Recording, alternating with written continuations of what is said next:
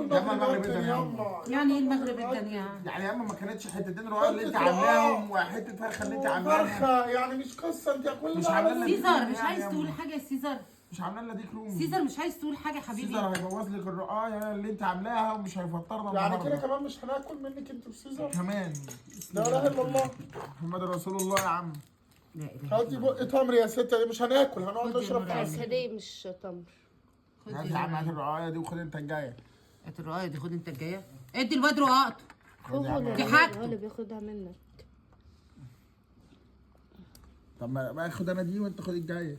خد يا قلبي. هاتها ليا هاتها ليا. خد يا خلاص نور مش عيني. لازم هاخد واحده ثانيه. خد. هاخد واحده ثانيه. خد يا نور عيني. ثانيه. حته هاخد الفراخ. واحده ثانيه يا خد سيدي. منابك أكل- الفراخ أكل مالكش الناس. دعوه. خد منابك الفراخ صينيه الرقاق والفراخ بتاعتك هو هي يا مهتم نور عيني. بالعصاير يا وهياخد جماعه. شاشه العصير بقى. يعني خد صينيه الرقاق. جماعة هو مهتم بالعصاير.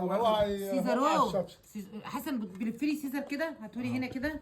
هو عاجبه قوي سيزر. الصينيه بتاعت العصير. يلا يا نور عيني.